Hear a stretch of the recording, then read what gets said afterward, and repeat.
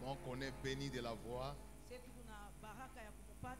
Et je ne saurais pas non plus commencer ma prédication sans dire merci à Dieu parce que son amour a été exprimé aussi par la femme qu'il m'a donnée.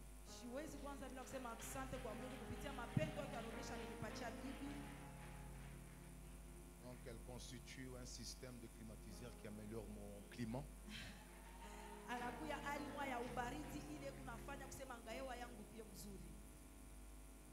Et je ne cesserai de le dire. Le Seigneur a fait en sorte que sa beauté extérieure soit une expression de la beauté intérieure. Et je dis merci à Dieu pour ce qu'elle est pour moi, le corps de Christ et l'Église. Et j'aime beaucoup la cité des réfugiés. Vous êtes un peuple formidable. Alors je voudrais aussi bénir tous mes fils et filles qui sont venus nous assister.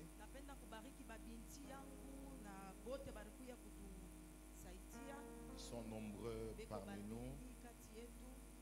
Je ne saurais pas citer les noms de tous ceux qui sont venus nous assister.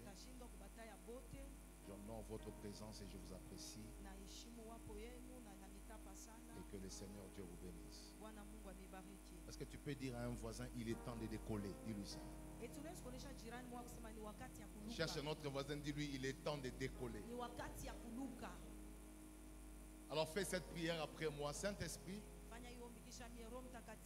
je ne passerai pas à côté.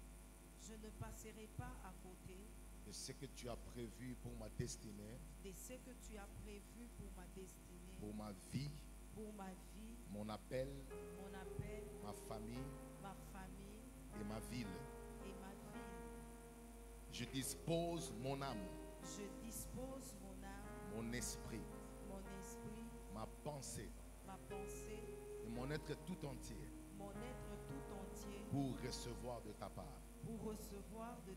Au nom de Jésus. Au nom de Jésus. Amen. Amen. Merci. Asante. Alors je voudrais rapidement que nous puissions lire notre texte de base. Je vais demander à mon frère au piano, mettez-moi le pad. Pour que ça soit vraiment trop bas. On aura le temps de chanter. On a 5 jours ensemble. Quelqu'un dit Amen. On a 5 jours ensemble. Et je voudrais poser un fondement ce soir. Luc chapitre 19.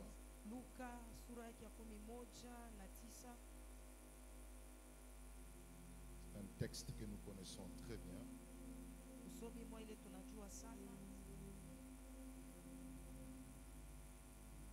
Dans Luc chapitre 19,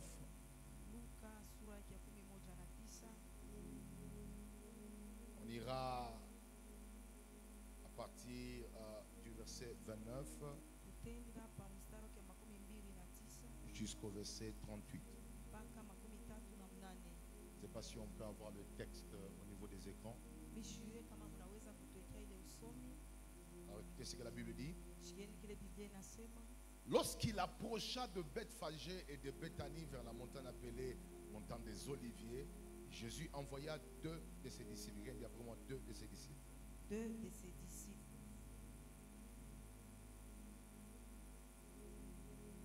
En disant, allez au village qui est en face, quand vous y serez entrés, vous trouverez un anneau attaché sur lequel aucun homme ne s'est jamais assis. Détachez-le et amenez-le. Quelqu'un peut dire après moi, détachez-le. Détachez-le et amenez-le. Et amenez-le. C'est vraiment ça l'élément central de notre session. Si quelqu'un vous demande pourquoi le détachez-vous, vous lui répondrez, le Seigneur en a besoin. Ceux qui étaient envoyés à l'air et trouvèrent les choses comme Jésus leur avait dit.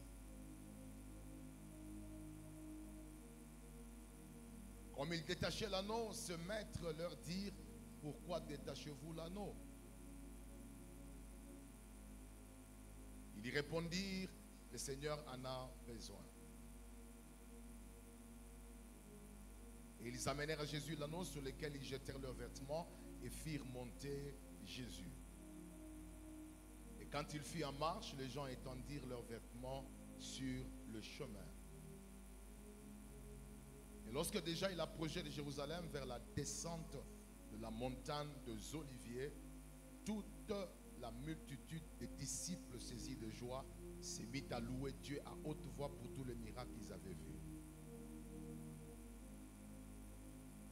Il disait, béni soit le roi qui vient au nom du Seigneur, paix dans le ciel et gloire dans le lieu très haut. Est-ce qu'on peut acclamer pour la parole? Eti tunaweza kupiga mikono juu ya neno ya Mungu.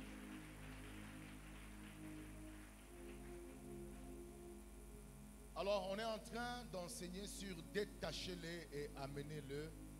Le Seigneur en a besoin. Tunafundisha pa mumufungule na muniletee juu Bwana anamhitaji. Quelqu'un peut répéter après moi, détachez-le Mtu hawezi kurudia mkisha mie umfungule, et amenez-le. muniletee yeye. Le Seigneur en a besoin. Bwana anamhitaji. Nous allons par la grâce de Dieu pour ce soir avoir 3 petits chapitres. Kupitia neema ya Mungu magharibi ya leo tutakuwa na mashairi 3. C'est-à-dire que mon enseignement tout entier va tourner autour de 3 chapitres importants liés à ces textes et à ces thèmes. Mafundisho yangu itazunguka kando kando ya mashairi 3 inaambatana na hii sura. Donc pour ceux qui écrivent, Kwa wale kunaandika, je vous présente une forme de roadmap. ninanionyesha namna moja vitu vile vitapitikana. Notre premier chapitre que nous allons exploiter, nous voulons redéfinir la délivrance. Shairi ya kwanza tunapenda kuleta ufafanusho ya ufungulivu. Parce que Juu la qualité de votre vie hali ya maisha yenu dépend de la qualité et de l'exactitude des informations que vous avez sur Dieu et sa parole. inaelekea na hali na kujua vile kuna vya Mungu na paneno yake. Ce que tu es de bien est le fruit de ce que tu as compris. Kile wiko kya buzuri ni tunda ya kile ulielewa, Et ce que tu n'es pas, na kila uko que tu n'arrives pas à manifester, aufikie mkonekanisha est le résultat de ce que tu n'as pas saisi. ni matokeo ya kila ukamate. Amen. Amen. Et il est important Inakuwa ya muhimu que comme nous nous approchons à la montagne de délivrance, vile tunakaribia kumulima ya ufungulivu, nous puissions avoir une compréhension large, claire, concise tupate et kuya na nette kuelewa kunene kwa wazi na de ce que kwenyana est la délivrance. kwa kile iko ufungulivu. Quelqu'un peut me dire amen. Mtu mwanaweza kunionyesha amina. J'aimerais aller plus loin. On va exploiter un deuxième chapitre ce soir. C'est que je vais partager avec vous 4 vérités fondamentales à savoir sur la délivrance. Tenda mbali kabisa, tutagawanya na mwe ukweli 3 ya kuyua, ukweli 4 ya kujua pa ufungulivu.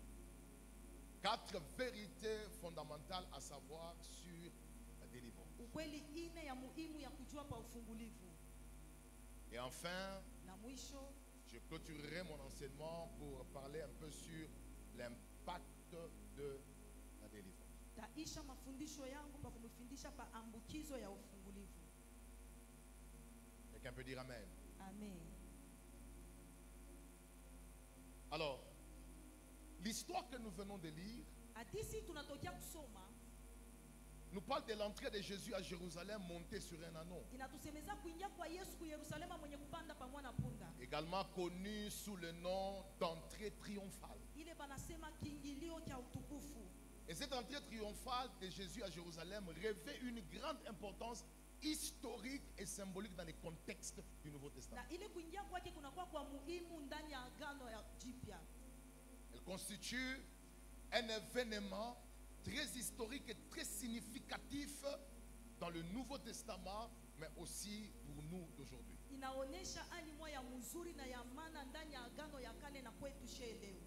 Alors lorsque vous essayez d'étudier les textes de l'anneau Wakati unatafuta kufunda hii usomi ya punda qui porte Jésus pour qu'il entre à Jérusalem, ile namubeba Yesu ndio ingie mu Yerusalema, ce texte tourne autour d'à peu près 4 parties ou 4 éléments essentiels. hii usomi kando kando yake kunakuya vitu viine vya muhimu.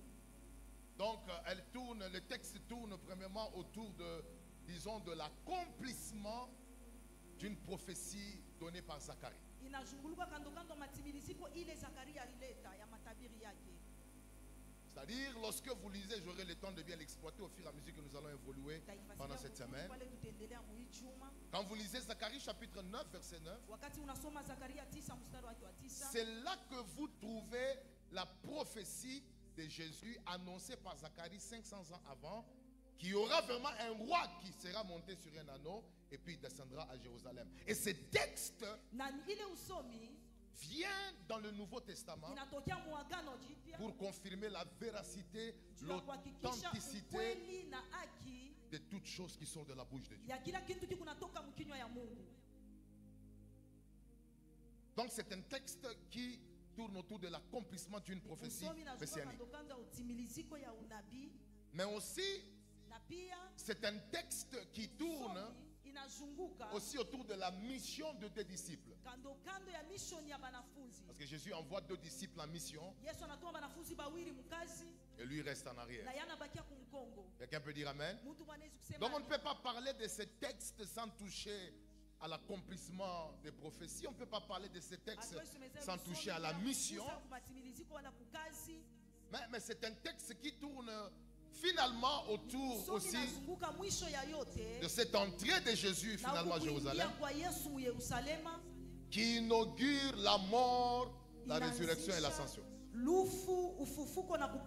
Et c'est à partir de ce moment que l'opposition entre Jésus et les chefs religieux était devenue très intense, parce que cette entrée triomphale a été célébrée par beaucoup de Juifs, et cela a créé une forme d'insécurité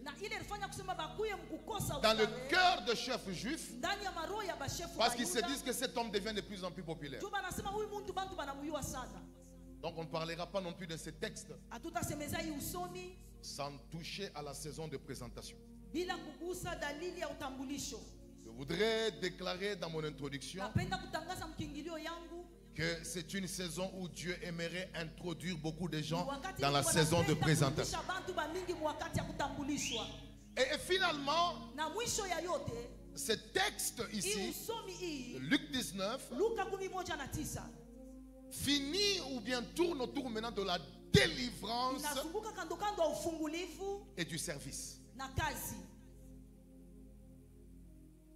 Ça tourne autour de la délivrance.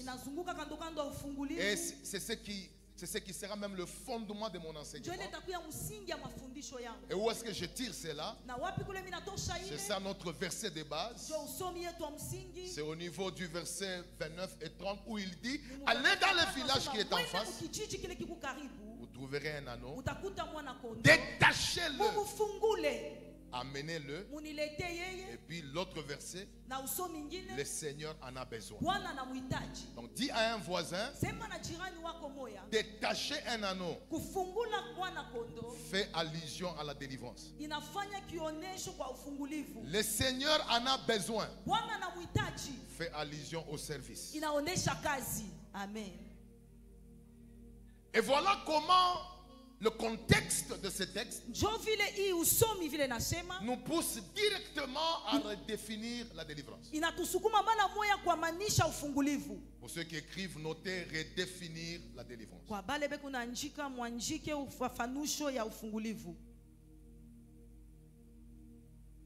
Je sais que plusieurs personnes définissent la délivrance, certains comme le fait de vomir, le fait de tomber. Plusieurs choses sont liées à la délivrance selon la compréhension de chacun.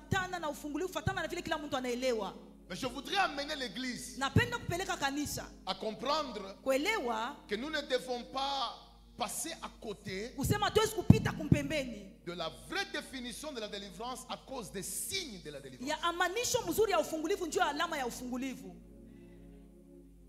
Parce que certaines manifestations sont des signes, mais qui ne définissent pas dans toute sa gloire et sa totalité ce qu'est la ayamanishe délivrance. ndani ya utukufu yake yote na utele kile kiko Et ufungulivu. c'est pourquoi le mandat m'est accordé de la part de Dieu Ndio kwa maana mamlaka ilinipewa kwa upande wa Mungu d'ouvrir l'intelligence de chacun au sujet de ce que est la délivrance. ya kufungula akili ya kila mtu kwa ile inambatanishwa na Ça ufungulivu. va faire aujourd'hui par la grâce du Seigneur Leo kupitia neema ya Bwana presque plus de 24 ans que le Seigneur nous a appelés au ministère de karibu puissance miaka et de délivrance. 24 Mungu alituita kuhuduma uwezo na Je ne injili. suis pas en train d'enseigner des choses que je pense être vraies. Mishifundishe vitu vile mimi nawazia sana vya kweli. Je ne suis pas en train d'enseigner une chose parce que j'ai vu un orateur prêcher très bien sur la délivrance. Sifundishe bintu juu na mhubiri na ubiri mzuri pa ufungulivu. Mais je vais enseigner des choses Napenda kufundisha bintu qui relèvent de la raison pour laquelle je suis sur la terre. bile njo sababu ya kile niko pa dunia. Et que si Dieu a pris suffisamment du temps pour nous traîner et nous amener à devenir ce que nous sommes, Na kama Mungu alichukua wakati njo kutubeba tukuye hiki tuiko. c'est parce qu'il y a des gens qui nécessairement cette semaine doivent être libérés. Ni njuku kubantu hakika hii juma banapasha Celui kufunguliwa. qui me donne un bon amen, Ula nenipatia mina mzuri. que l'atmosphère de délivrance vienne autour de Mazingira ya ta vie. ufungulivu kwe kando kando ya maisha yako. Alors, c'est quoi la délivrance? Asa ni nini ufungulivu? J'aimerais commencer par une définition d'abord très simple. Napenda kuanzia kwa manisho mbele ya La teketeke. délivrance, Ufungulivu c'est l'acte de chasser les démons. ni tendo ya kuandama mademona Dans un homme, ndani ya mtu moya, dans un lieu fasi mwa fulani, ou autour d'une situation wala quelconque. kando kando ya mambo moya fulani.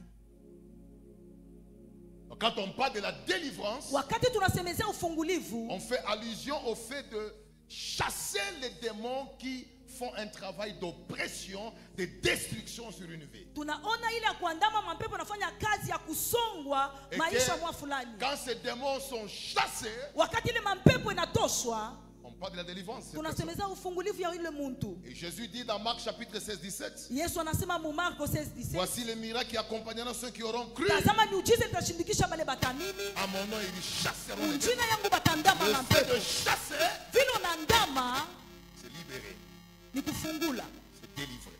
ni kufungula pia. Alors je voudrais, dans mon introduction, dire à l'église, Napenda mkingilio yangu kuonesha kanisa, toute force qui n'est pas de Dieu, nguvu yote ile ina ya Mungu. cette semaine est en problème. Hii juma iko na mambo. Tout celui qui a occupé l'espace de ta vie, Otu lalikala pafazi ya maisha yako sans l'autorisation du maître, bila ruhusa ya mwalimu sera expulsé. atatoshwa. Parce que la délivrance Juu ufungulivu vient pour expulser inakuyaka kutosha les forces qui manguvu oppressent ile kunasonga et qui détruisent. na ikunaribu. Donc, mon amen. Amen. Donc, quand je parle de ces premières définitions, voyez le fait de libérer quelqu'un des choses qui l'oppressent ou qui l'entravent. Kama mimi nasemezea mama, ona vile mtu mwana afunguliwa kupitia ile nguvu na msonga wale na mteswa. Et j'aimerais aller plus loin dans la deuxième dimension. Napenda kwenda mbali kwa hatua ya pili. C'est quoi la délivrance? Ni nini ufungulivu? La délivrance Ufungulivu est une provision inakuya ni akiba quotidienne ya kila siku que Dieu réserve à ses enfants. ile Mungu anachungia batoto yake. Dis après moi provision Sema kisha ni akiba quotidienne ya kila siku que Dieu réserve ile Mungu anachungia à ses enfants. kwa batoto yake. Donne-moi un bon amen. Unipatia mina mzuri. La provision ne fait pas seulement allusion à l'argent. Akiba ina mpaka makuta. La provision ne fait simplement seulement allusion à la nourriture. Akiba ioneshe mpaka chakula. Mais la provision Akiba fait aussi allusion à toute dimension de Dieu inaonesha hatua yote ya Mungu, qui amène la capacité inaleta uwezaji d'expérimenter sa puissance. ya kufaidikia uwezo yake, Et je fais allusion à la délivrance. na ile minaonesha ni Alors, ufungulivu. comment j'explique cela? Namna gani mimi nafasiria ile? Regardez l'église. Mwangalieni kanisa. Matthieu 15, Mathayo 11:5 22 et 26. 22 mpaka Si vous avez 26. noté, donnez-moi votre attention. Kama mnaandika mnipatie angalisho yenu. La Bible dit quoi? Biblia inasema La nini? Bible déclare Biblia qu'il y inatangaza avait une femme cananéenne kulikuwa mwanamke mwa Mkananea, dont l'enfant était oppressé par un démon mtoto wake alisongwa na demona qui moya. vint vers Jésus Anakwenda kwa Yesu. pour lui dire, ma fille est tourmentée par un Sio démon. kuisha kusema mtoto wangu anafurushwa na demona. Viens et délivre-la. Huyu na umfungule. Pose la question à un voisin. Uliza jirani moya. Qu'est-ce que la femme demandait? Nini lile mwanamke anaanza kulomba? La femme demandait la délivrance de son enfant. Mwanamke anaanza kulomba ufungulivu wa Et mtoto me wake. écoutez comment Jésus va imaginer imager la délivrance. Asangalia vile Yesu ataleta picha ile ufungulivu. Il va dire, Anasema on ne donne pas le pain des enfants abaletake vitu ya batoto aux chiens. kubaimbwa. La femme n'est pas allée demander le pain. Ule mwanamke asikwende kulomba mkate. La femme est allée demander la délivrance. Alienda kulomba ni Mais ufungulivu. Jésus lui fait comprendre Lakini Yesu que anamwelewesha la chose que tu demandes, kusema kitu kile kunalomba c'est une provision inakuya ni akiba qui est réservée aux enfants. inachungiwa kwa batoto. Et quand Jésus lui dit, Na wakati Yesu anamuonesha mais ça je ne peux pas prendre le hii pain siwezi kubeba mkate des enfants, ya batoto les donner aux chiens. ni bachie. Jésus veut lui dire, Yesu anapenda la kumuonesha délivrance ufungulivu est une provision inakuya ni akiba moya quotidienne ya kila qui siku est exclusivement ile inakuya ni réservée yenye aux kuchungiwa enfants de Dieu. kwa batoto ya Donc Mungu. si quelqu'un refuse la délivrance Kama mtu mwana katala ufungulivu sous prétexte que lui est déjà sauvé, ukusema yeye anesha kuokoka, il rejette une nourriture et une anakupa provision chakula moya na akiba que Dieu lui a prévu. ile Mungu alikuwa C'est pourquoi shamtayarishia. j'aimerais vous faire voir quelque chose. Ndio kwa maana mimi napenda kujionyesha kitu kimoja. Jésus, connaissant que la délivrance est un besoin de tous les jours, Yesu anajua kusema ufungulivu ni hitaji ya kila siku. il va inclure ça dans la prière de notre Père à deux dimensions. Ataiweka mu maombi ya baba yetu mwatua Il mbili. dit lorsque vous priez, Anasema wakati munaomba il dit notre Père qui est aux useme cieux, baba yetu uliye que ton nom mbinguni, soit sanctifié, jina lako que isifiwe, ton règne vienne, ufalme wako que ta uje, volonté soit faite mapenzi yako sur ifanyike la terre kwa dunia comme au ciel. kama kumbingu. Donne-nous aujourd'hui Utupatie leo notre pain quotidien. chakula yetu ya kila Maintenant, siku. vous allez croire que le pain quotidien Sasa dont la wote Bible waje parle, kusema chakula ya kila c'est siku seulement la nourriture. mpaka Mais chakula. le pain dont Dieu parle, Chakula ile Mungu la anasema réponse est au niveau jibu iko de là où Jésus dit à la femme, hatua mule Yesu on ne amesema peut pas prendre le pain hatuwezi kubeba mkate qui est le symbole de la ile délivrance inakuwa alama et ya le ufungulivu donner aux chiens. na kuipeleka kubaimbwa. C'est-à-dire Jésus Ni va kusema dire, Yesu anatafuta kusema chaque fois que nous prions, kila mara tutaomba nous devons demander la délivrance tunapaswa comme un pain. kulomba ufungulivu kama mkate quotidien. ya kila siku. Est-ce que savez-vous Eti munajua que tel que vous êtes ici, kusema vile muko pale vous venez d'être délivré de quelque chose? munatokea kufunguliwa na kitu mwa fulani. Parce que dans un autre endroit, Ndio mfasi il ingine y a des gens qui sont à l'église, tuko batu beko kanisa, mais les militaires sont entrés et les ont tués. lakini baskari banaingia Il y a banabaua. d'autres qui, en marchant, Tuko bengine ni mkutembea sont tombés, banaanguka se sont fracturés. na Donc, banajikata. à chaque seconde, Kila sekondi nous sommes délivrés de quelque chose. tunafunguliwa na kitu mwa Et fulani. c'est pourquoi Jésus Ndio kwa maana dit Yesu que lorsque vous anasema priez, wakati vous munaomba devez demander le unapasha pain kulomba quotidien. mkate ya Et kila ce siku. pain Na ile quotidien mkate ya kila n'est pas siku seulement la provision haina mpaka alimentaire, akiba ya vyakulia, c'est aussi la délivrance. ni pia Alors ufungulivu. il dit, Anasema je ne peux pas donner le pain des enfants. siwezi kuleta mkate ya batoto. À qui? Kwa nani? Répondez-moi à qui? Munijibu kwa nani?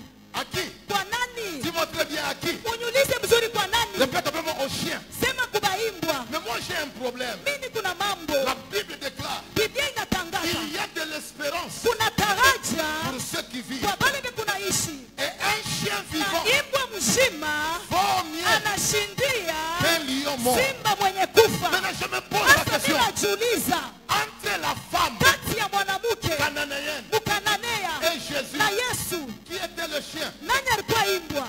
C'est la femme cananéenne. Ni mwanamke Parce que Mkananea. tout celui qui n'est pas juif Mtu yoyote anashina Muyuda est considéré comme étranger. anaonekanishwa kama Elle est mgeni, considérée comme chien. anaonekanishwa kama Donc nous imbwa. tous ici, Ni kusema shebote qui ne sont pas hapa des juifs, hatuna on Bayuda, est considérés comme des chiens. tunaonekanishwa kama baimbwa. Alors Asa kama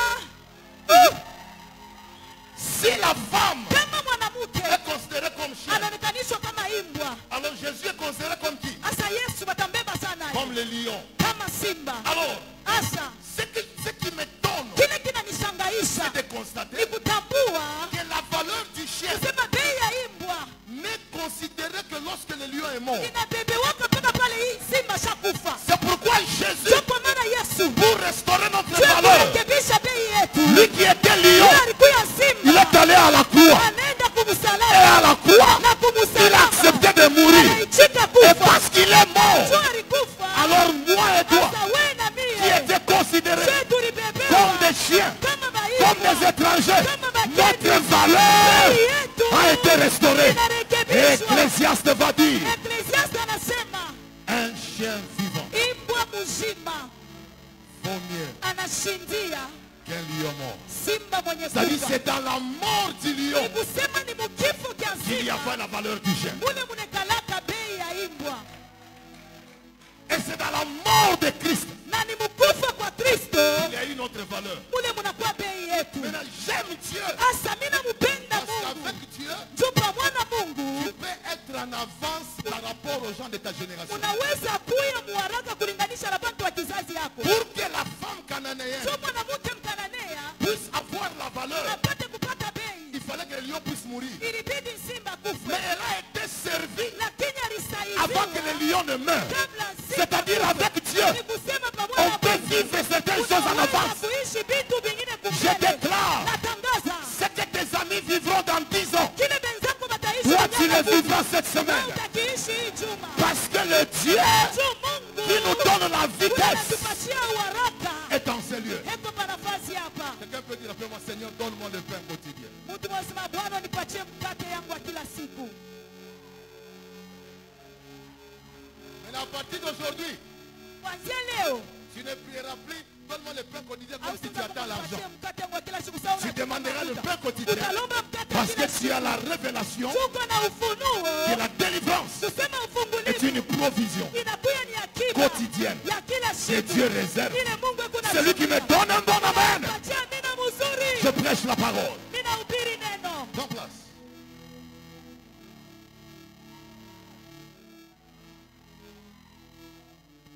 Dis à un voisin, bouge un peu, bouge un peu. Sema na jirani moja shutenge kombele.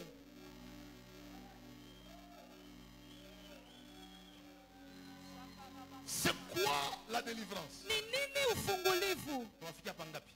Nous sommes à quel point? Pangapi? Pas 3. Le C'est troisième point. quoi la délivrance? Ni nini ufungulivu? La délivrance Ufungulivu est une identité de Dieu. inakuya ni kitambulisho ya Mungu. Amen. Donc la délivrance n'est pas simplement un événement de libération. Ufungulivu haina mpaka mambo moja ya kufunguliwa. Mais la délivrance Ufungulivu est une identité de la inakuya nature de ni Dieu. kitambulisho ya umbile ya Mungu. Donc si quelqu'un dit, moi je ne crois pas dans la délivrance, Kama mtu anasema mimi siaminie mambo na ufungulivu, il a rejeté un côté de la nature de Dieu. anatupa ng'ambo moja ya umbile ya Mungu. Et je vais vous montrer Na nitanionyesha que les dimensions de Dieu, maatua ya Mungu, les facettes de Dieu mauso ya Mungu sont cachées dans le nom et les identités inafichwa mu manjina na maanwani que la Bible nous présente. ile Biblia inatutambulisha. Donnez-moi Ésaïe 12:2. Munipatie Isaya 11:2 mstari wake wa pili. Écoutez ça. Mushikie hii. Seigneur, fais grâce. Bwana jalia neema, Fais grâce. jalia Que neema. personne ne rate Muntu hata moya shipuse. ce qui se fait ici. Hii Biblia kunapitikana hapa. Écoutez ce que la Bible dit. Shikia kile Biblia inasema. Voici, Tazama, Dieu est ma délivrance. Mungu ufungulivu yangu.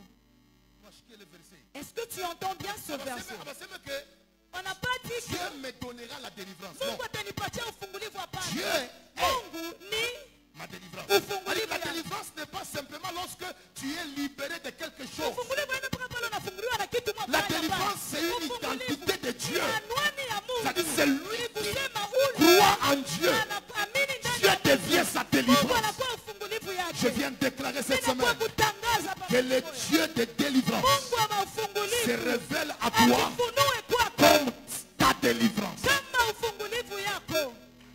Il y a une dimension Kuna hatua que moja l'église doit ile comprendre. kanisa inapasha kuelewa. C'est que toutes les fois que les gens sont délivrés, Kila mara bantu banafunguliwa, c'est une facette de Dieu qui se inakuwa ni révèle. uso ya Mungu inajifunua. De la même façon que nous croyons qu'il est Jéhovah Jireh. Kama vile tunaamini kusema kwa Jehova Jireh. Lorsqu'il nous donne dans des manquements. Wakati anatupatia ile saa C'est de la même tunayo. façon que nous devons désirer So, connaître mpaka aussi vile tunapasha kutamania kujua Dieu ma délivrance. Mungu ufungulivu yangu. Et j'aime beaucoup ce que la Bible dit Na mimi napenda sana kile Biblia inasema dans Psaume 68, Muzaburi sura ya 68 na 8. 20 dans certaines Bibles, Mumabiblia ingine ni 20. Dans d'autres 21. Lakini mwingine inakuwa ni 21. La Bible déclare, Biblia inatangaza Dieu est pour nous le Dieu de délivrance. Mungu iko kwetu, Mungu wa ufungulivu. Et il peut nous garantir de la mort. Na anaweza kutupatia dharama njuu ya lufu. Pas seulement qu'il apporte la délivrance, Hapana paka analetaka ufungulivu. mais il est le Dieu Eko Mungu de délivrance. wa Et maufungulivu. Dieu Na Mungu est ma délivrance. wa ufungulivu Je yangu. suis venu vous présenter Mimi pia kunitambulisha. pas seulement le Dieu qui peut délivrer, Hapana paka ule Mungu anaweza kufungula. mais le Dieu qui s'appelle délivrance. Lakini ule Mungu wanamuitaka ufungulivu. Je déclare que cette semaine, Natangaza hii juma. tu vas vivre Dieu ma délivrance. Ishi Mungu ufungulivu yangu. Celui qui me donne un bon amen, Unanipatia mina mzuri. répète après moi, Dieu Asante mie Mungu. est ma Eko délivrance. ufungulivu yangu. Amen. Donne-moi un bon amen, je prêche. Unipatia mina mzuri nihubiri. Mais je voudrais Ninapenda rapidement, kwa haraka parce que je vais donner par jour peut-être 3 à 4 définitions, siku kwa siku mimi kwanza kuleta mafafanuzo 3 wala 4. ajouter que la délivrance Napenda kuongeza kusema ufungulivu ya 4 est un signe et une évidence visible.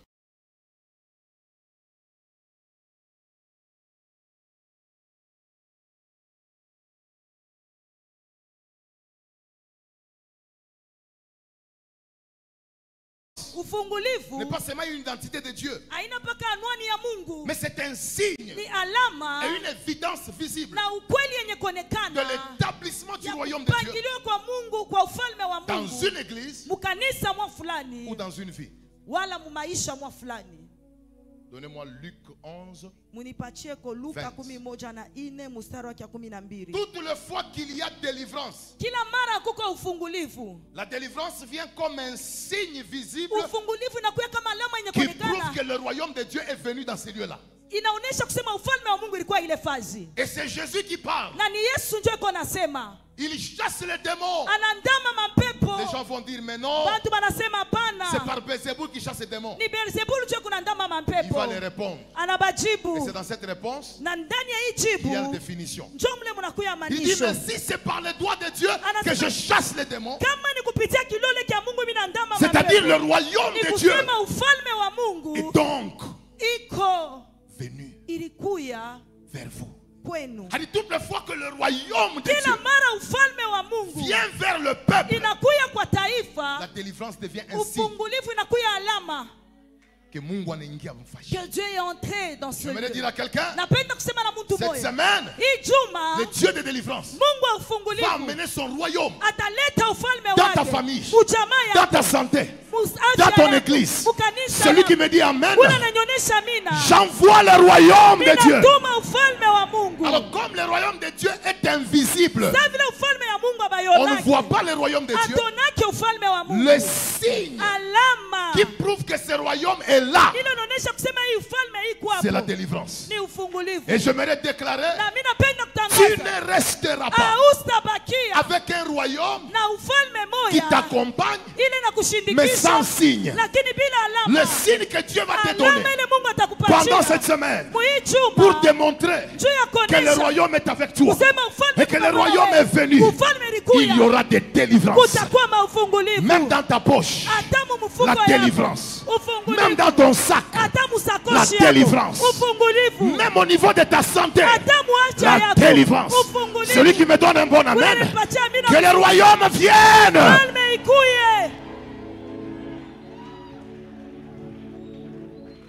Et je vais dire à l'église, Taonesha kanisa l'heure est arrivée wakati nafika, où nous qui prétendons être dans le vrai, shembale tukunona saa tuku mubya kweli, nous devons mettre en lumière tunapasha kuweka munuru les signes alama du vrai Dieu. ya Mungu wa bya L'apôtre kweli. Paul dit, je ne suis pas venu vers vous Asema mimi sikukuye avec kwenu des discours persuasifs de la na sagesse humaine, misemo tu ya bule ya mais je suis hekima ya venu watu. vers vous Mimi nakuya kwenu avec une démonstration na kionesho d'esprit kya roho et de puissance. na uwezo. Toi qui as toujours douté la délivrance, Wewe unekalaka na shaka pa tu seras ufungulivu, étonné des choses qui vont quitter ton corps. utashangaishwa na vitu Toi vitatoka qui mwili crois yako. que les pasteurs Wewe poussent les unaniambia gens, kusema pastori kuna tu subuka seras watu. étonné que même ceux qui passent dehors Utashangaa na wale wengi se seront délivrés par la puissance. Parce qu'il n'y a pas de limite au Dieu de la délivrance. Il y a des gens qui aspirent à la délivrance. Il y a des gens qui enseignent la délivrance. Mais il y a aussi des gens qui démontrent la délivrance. Cette semaine, je t'ai amené un Dieu qui parle, qui voit, qui entend et qui agit. La Bible déclare: mon Père agit jusqu'à présent. Moi aussi.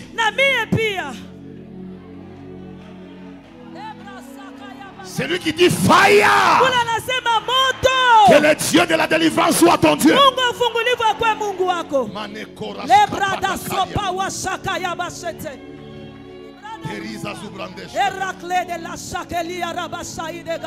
Je sais comment on commence le culte, mais je ne sais pas comment on va finir.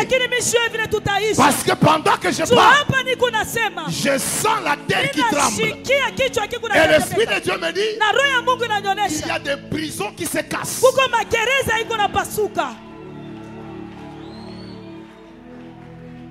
Ça fait combien d'années qu'on t'a enfermé? Je suis venu déclarer: des prisons vont se casser.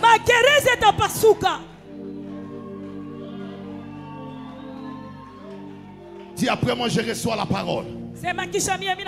Plus fort que ça, je reçois la parole. Encore une fois, dis après moi: je reçois la parole.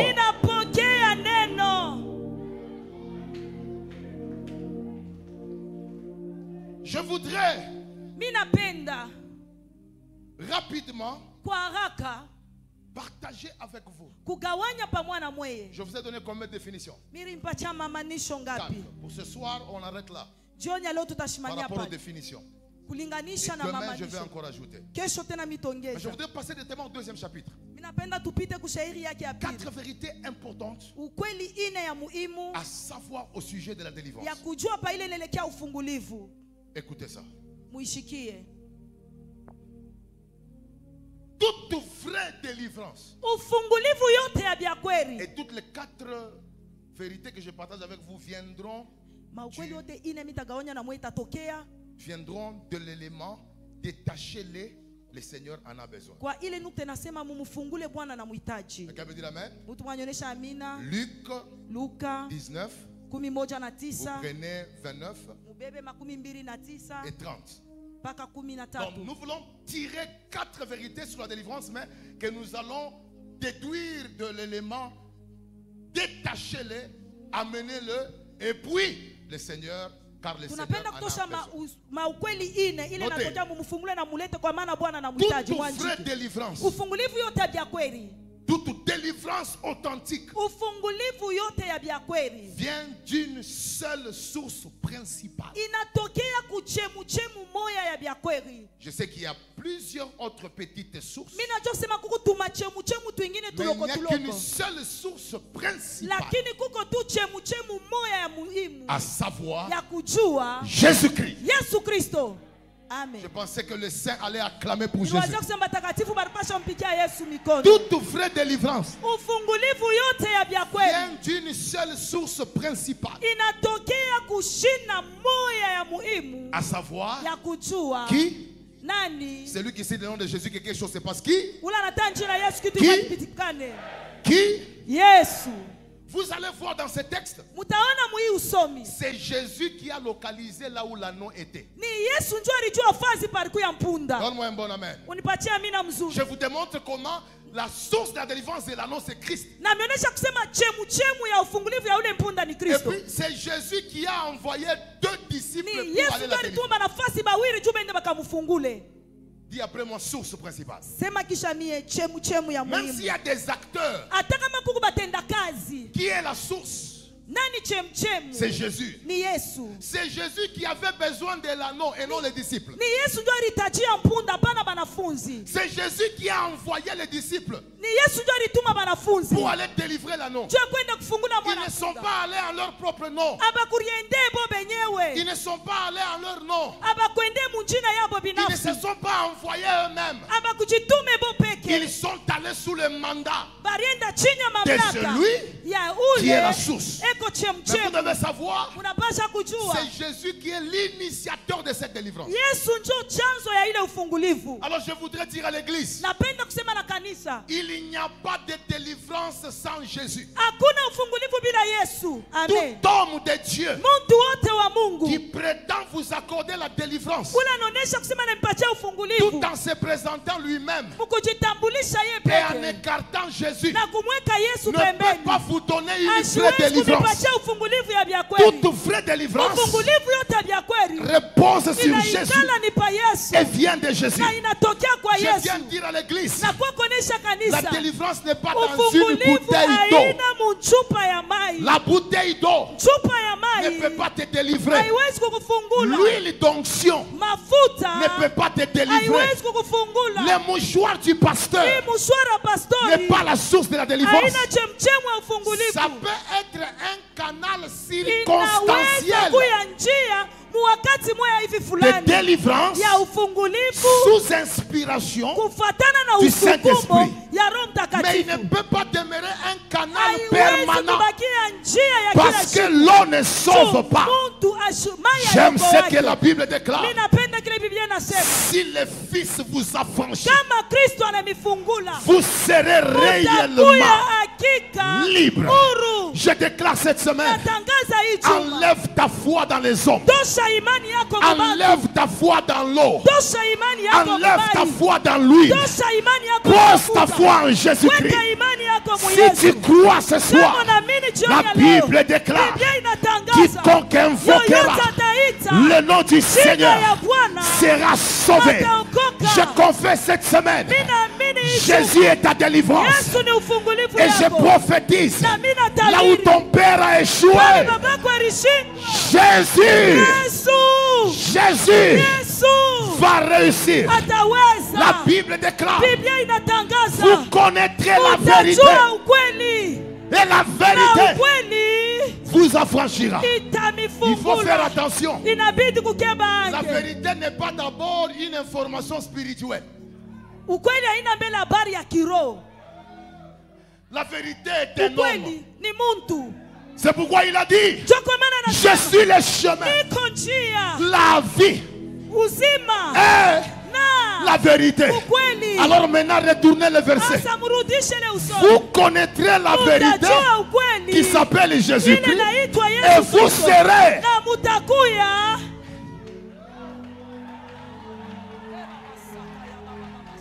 Dis après moi, vous connaîtrez. sema kisha mie mutajua. Il faut faire attention. Inabidi ukeba ange. Connaître Kujua dans la Bible mu Biblia n'est pas d'abord la capacité d'être conscient d'une information. haina uwezaji kuwa na zamiri habari mwa fulani. Hein? Ah. Connaître dans la Bible, Kujua ndani ya Biblia il faut aller dans ce qu'on appelle la loi de la première mention. inabidi kwenda mle banaita sheria ya vile baritaye vya kwanza. Cette loi veut dire quoi? Ile sheria inasema nini? Allez chercher pour la première fois Mwende mkatafute njia mara ya kwanza le mot qui a été utilisé dans la Bible avant de matamko l'interpréter. ile baritumia mu Biblia, Et c'est sur base na ni de, kulinganisha de ce premier sens na ile mania ya que vous kwanza devez comprendre kule le sens mnapasha évolutif kuelewa ni ya vile biku naendelea du terme. ya ile Alors, tamko. c'est à quel moment dans la Bible Ni que le mot wakati connaître gani mu Biblia ile tamko kujua a été dit pour la première fois? barisema mara ya kwanza? C'est dans Genèse. Ni mu Mwanzo. La Bible dit quoi? Biblia nasema nini? Adam Adama connu akamujua Ève. Ewa. Ça, il est connaître. Maintenant se connaître Ce n'est pas avoir l'information. haina kuya na habari mwa fulani, C'est l'intimité. ni uhusiano ya Maintenant, ndani. prenez cette Hasa définition. mubebele ya manisho. Allez mettre ça maintenant au niveau de... Mwende mkayeke Vous katikati ya connaîtrez la vérité. C'est-à-dire, vous devez entrer en intimité avec la vérité qui est un homme. Et cet homme-là, c'est Jésus. Alors, cette connaissance, cette intimité vous affranchira.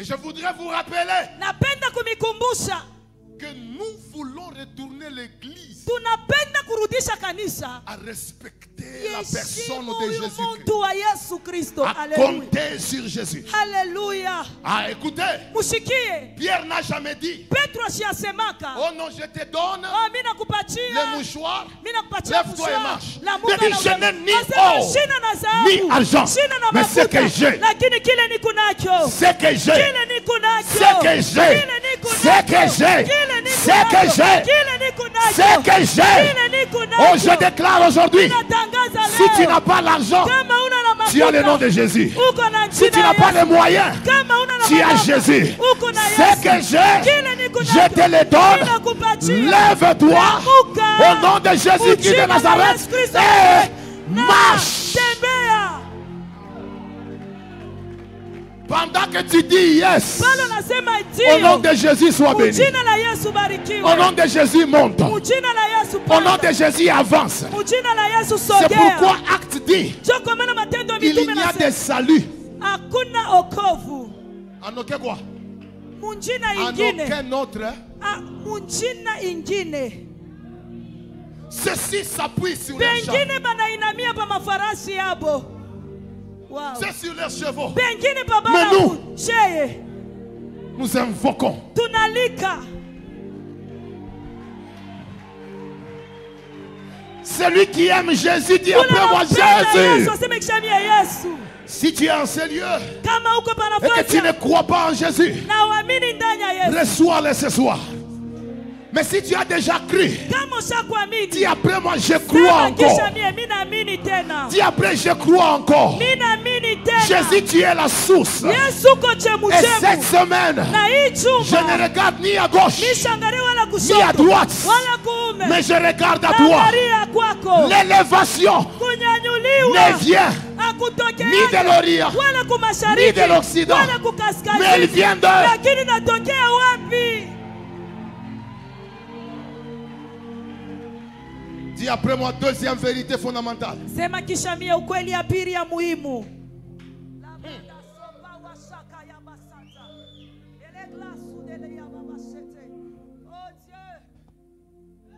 La délivrance Ufungulivu conditionne trois choses. inaonesha bintu bitatu. Conditionne. Iko na leta.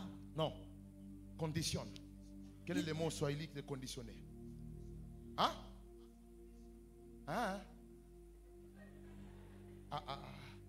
Ben, Iko na leta kwa kanuni bintu bitatu. tumpige mikono sasa. Jo inatosha sasa.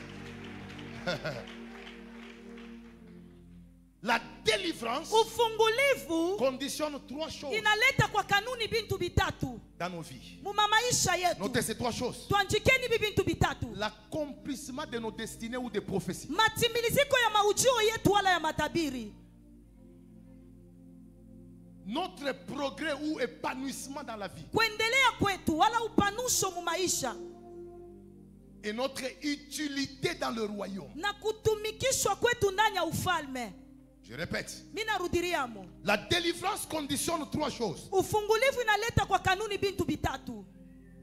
L'accomplissement de nos destinées Matimiliziko ya maujio yetu ou prophéties. wala matabiri. Notre progrès ou épanouissement. Maendeleo yetu wala Dans upanusho la vie. ndani ya Et maisha. utilité dans le royaume. Na faida yetu mu ufalme.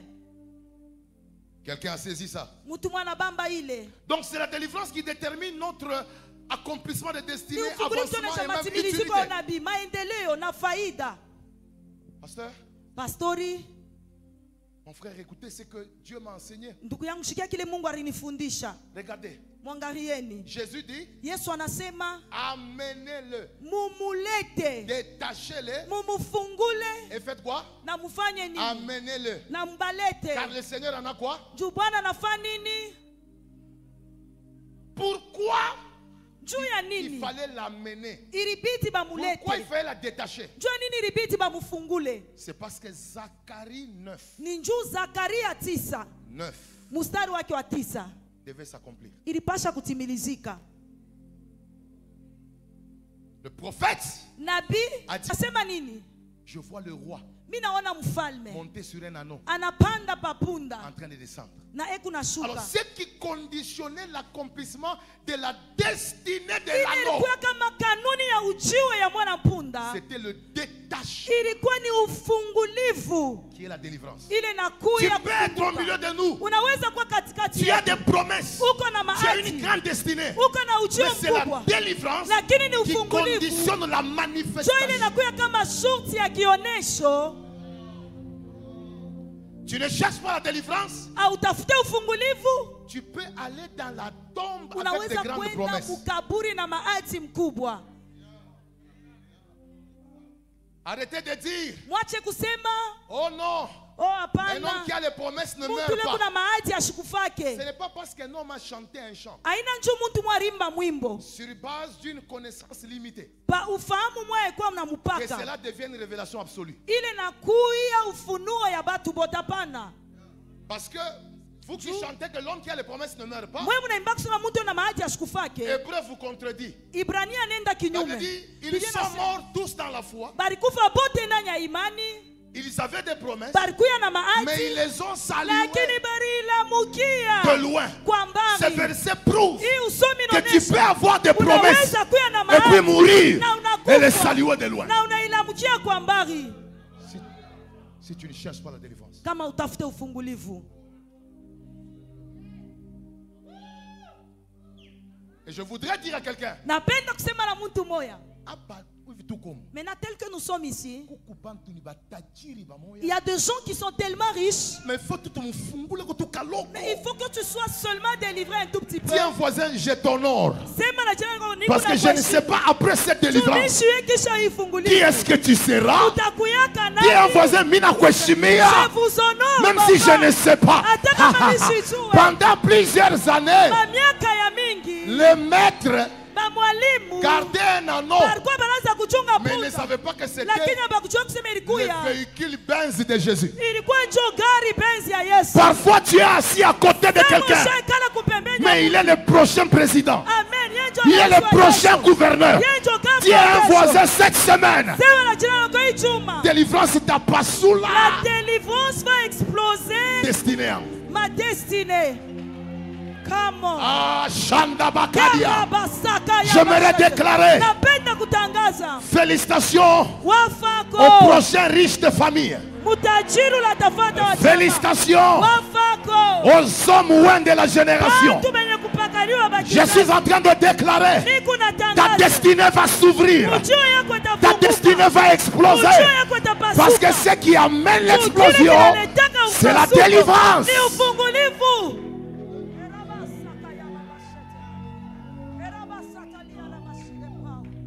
Oh Dieu. Voyez, Unaona? la délivrance est là, non. Ufungulivu ya punda. Mais est-ce qu'il y a mafuta? Je sens l'onction. Mais mafuta, Mais l'onction que je sens, il ne fungula menchu ça m'ouvre les yeux. par rapport à une révélation. Kufatana na ufunuo moya.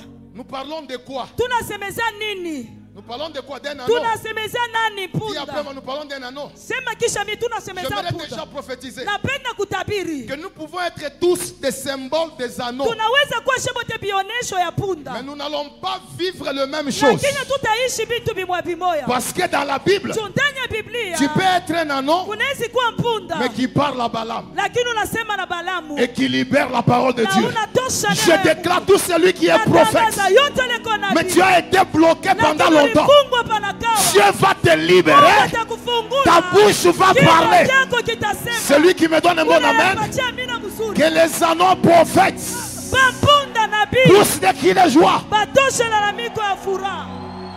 Mais attention, Keba anje. attention, Keba anje. il n'y a pas seulement les anneaux prophètes. Hakuna mpaka bapunda nabii. Dans la Bible, il y a aussi les anneaux, Mubiblia mko pia bapunda. instruments de guerre et de délivrance. Chombo cha vita na ufungulivu. Samson a Samsoni eu à tuer aliua beaucoup de Philistins Bafilistina avec babi la mâchoire na mashwar d'un âne. ya mpunda. Tu peux être un anneau. Unaweza kuya mpunda. Ta spécialité n'est pas de parler comme l'anneau de Balaam. Upekee yako haina kusema kama mpunda wa Balaam. Mais ta spécialité, Upekee c'est yako être utilisé par Dieu ni kutumikishwa na comme un Mungu instrument de guerre kama chombo qui cha va vita. frapper les ennemis. Je déclare dans cette saison que Dieu utilise ta vie Mungu atumikishe comme maisha un yako instrument de kama victoire. chombo cha ushindi. Comme Dieu avait utilisé Vile Mungu la atumikisha mâchoire d'un âne mashwara ya punda pour tuer les Philistins kuwa Bafilistina entre les mains de Samson. kati ya mikono ya Mais Samsoni. attention, Kebeni yange il y a d'autres anneaux kuko bapunda bengine et sont des véhicules bo banakuwa ni magari qui portent la gloire. ile nabebaka C'est utukufu. pourquoi Luc 19, Soko maana Luka 11 na l'anneau 9. n'a pas parlé, Mwana punda sikuseme, l'anneau n'a pas tué, punda shikuwe, mais l'anneau a porté. lakini punda libeba. Je déclare que cette semaine, Natangaza hii juma, tu vas porter la gloire, utabeba utukufu, tu vas porter la bénédiction. utabeba baraka. Celui qui me donne un bon amen, Unipatia amina dis mzuri. après moi, je porterai la Sema kisha gloire. nitabeba utukufu. Quelqu'un dit après moi, fire. Fire. Dis après moi, fire. Sema kisha mie Dis après fire. moi, moto. Moto. Dis après moi, moto. Moto. Vous savez, pendant que je prêche, Unajua hapa ni kuna ubiri. j'aimerais dire à quelqu'un, Napenda kusema na mtu quand la huyo. délivrance arrive, Wakati ufungulivu inafika. 3 choses se Vitu passent. vitatu Dis après moi, 3. Sema kisha mie La tatu. première des choses, Kitu cha kwanza l'ascension. kupanda. Fais ça, l'ascension. Fanya hivi kupanda. Fais ça, l'ascension. Fanya hivi Plus fort que kupanda. ça, ascension. Fanya hivi nguvu kupanda. Parce que la Bible déclare, Pastor Biblia inatangaza. Jésus va dire aux disciples, Yesu anaonesha allez dans wanafunzi. le village qui est en face, Mwende mumuji ko vous karibu. trouverez un anneau Utaputa mwana sur punda. lequel aucun homme. Paula hata Mais mtu jamais moya monté. ashia pandaka. Maintenant, nous devons mesurer. Asa tunapasha kupima. Jésus était où? Yesu alikuwa wapi? Sur une montagne. Alikuwa pa mulima. Appelé quoi? Banaita nini? Montagne des Oliviers. Mulima ya mizeituni. Maintenant, comment savoir que l'anneau était en bas? Namna kani kujua kusema punda alikuwa chini? Parce que la Bible dit, Tu Biblia inasema ils ont amené l'anneau banaleta et punda ensemble, pamoja, Jésus descendait. Yesu akashuka. Ça signifie que quand on l'a délié, Ni kusema wakati balifungula on l'avait fait monter. balimupandisha. Tu ne peux pas être délivré Hawezi et kufunguliwa rester en bas. na unabakia Chaque chini. fois que la délivrance arrive, Kila mara ufungulivu tu inafika, dois monter unapasha du kupanda village kumuji vers la montagne. kwenda kumulima. Je déclare à partir d'aujourd'hui, Ninatangaza kuanzia toi leo, qui étais en bas, wewe ulikuwa chini, dans les affaires, chini dans mule, les finances, ulikuya dans chini les mumakazi, spirituels, mumakuta, je mukiroho. déclare cette semaine, Ninatangaza hicho. reçois ton ascension. Pokea kupanda Je kwako. dis reçois ton ascension. Nasema pokea kupanda Dis kwako. après moi, je monte. Sema kisha mie mimi Dis après napanda. moi, je monte. Mimi napanda. Mais deuxième chose, Asa kitu quand la cha délivrance pili, arrive, wakati ufungulivu ça inafika, j'aime. ile mimi napenda. La délivrance Ufungulivu vous amène la visibilité. inanipatia kuonekana. Dis après moi, visibilité. Kuonekana. Pendant plusieurs années, Miaka mingi la délivrance est cachée au village. ufungulivu ulikuwa yenye kufichika kumjini. Personne ne le connaît. Hakuna mtu Mais le jour anayejua. où on l'a détaché, Siku ile balimfungula. l'anneau est devenu visible Mwana mpunda aux yeux banamwona. de Jérusalem. Macho ya Même Yerusalemu. nous aujourd'hui, Na shee leo. pendant qu'on lit, Hapa tuko na on somo. voit que l'anneau Tunaona kusema est mpunda. visible. Iku ya Je kuonekana. déclare, Natangaza. tu ne quitteras pas cette terre Hautatoka pa hii sans que dunia. le monde Bila ne dunia. parle de ton Dieu, Iseme njuu ya ne Mungu. parle de toi. Iseme njuu À ya. partir d'aujourd'hui, Kuanzia leo. deviens visible Kuya wa kuonekana. aux yeux des opportunités, Kumancho ya aux mabahati. yeux des boulots, Kumancho ya aux kazi. yeux du travail, Kumancho ya aux kazi. yeux du mariage, Kumancho ya aux ndoa. yeux de l'argent. Kumancho ya Celui qui me mafuta. donne un bon amen, Unanipatia amina je mzuri. t'enlève Mina de kutosha. l'obscurité Mweusi. et je te place Na mina kuweka. au niveau de la visibilité. Kuonekana. Celui qui me dit amen, Unanionyesha amina. Facebook parlera de toi. Facebook itasema njuu yako. TikTok parlera de toi. TikTok itasema njuu yako. Statut parlera de toi. Statut itasema njuu Celui yako. qui me donne un bon amen, Unanipatia amina. fais ça, fais ça, fais ça. Fanya mbele hivi. Je deviens visible, fais ça. Mimi nakuwa kuonekana. Ni nini nye bareka pansula? Qu'est-ce qu'on a mis sur ta Jue face bashikone. pour que toi on te voit Déjà pas? demain quand tu vas au boulot, Kesho pale utenda mkaji. le processus de ta promotion commence. Maandamano ya cheo yako inaanza. Le chef va se rendre compte. Shefu Après le mariage, atawaripusa ndoa. après ce culte, Kisha hii l'homme ibada, de ta vie mtu wa maisha va bien yako te voir. atakuona Celui qui mzuri. me donne un bon amen, Unipatia amina mzuri. reçoit la visibilité. Pokea kuonekana. Aïe, aïe, aïe, aïe, aïe, aïe, aïe, aïe, aïe, aïe. Il y aura 10 prédicateurs. On te verra toi. Il y aura 5 couples. Bon amen. Reçois la grâce. Dis après moi, toi. Dis après moi, toi. La délivrance amène la saison d'honneur. Est-ce que vous savez que le système de tapis roulant n'a pas commencé avec le président des nations? La première personne a inauguré le système de tapis rouge. C'est l'anneau. À la seule différence où, au lieu qu'il y ait le tapis, il y a eu des pagnes. Mais c'était la même philosophie. Que lorsqu'un homme d'honneur arrive, il ne peut pas marcher sur un pavement normal. Il doit marcher sur les habits. Je déclare que cette année, parce que tu vivras la délivrance, les hommes vont t'honorer. Tu n'entreras pas dans des endroits avec humiliation. Tu me donnes un bon amen, Dieu te fait la grâce. Pendant que tu es debout, je déclare sur ta vie, à partir d'aujourd'hui, l'onction de la délivrance commence à entourer ta maison. Ça entoure ton église. Ça entoure ta famille. Même tes habits va dégager l'onction de la délivrance. Celui qui a été béni par la parole acclame très fort pour le roi de rois.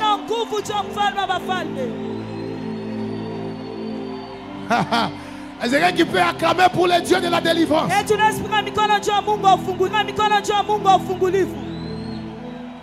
Quelqu'un peut acclamer pour les dieux de la délivrance.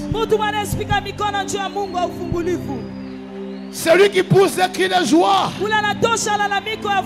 que Dieu le localise.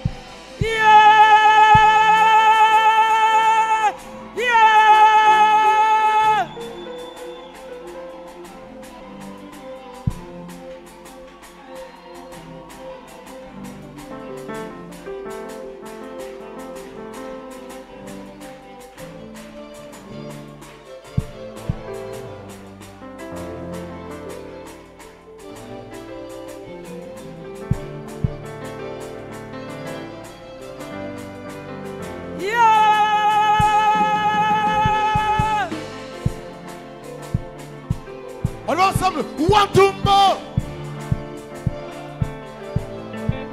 On y va.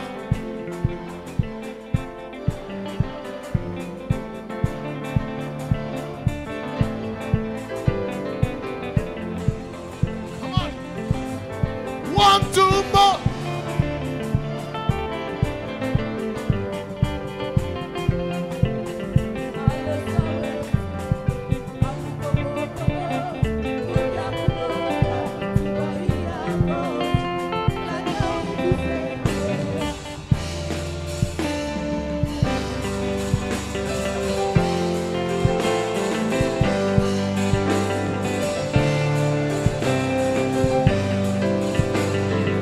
On y va.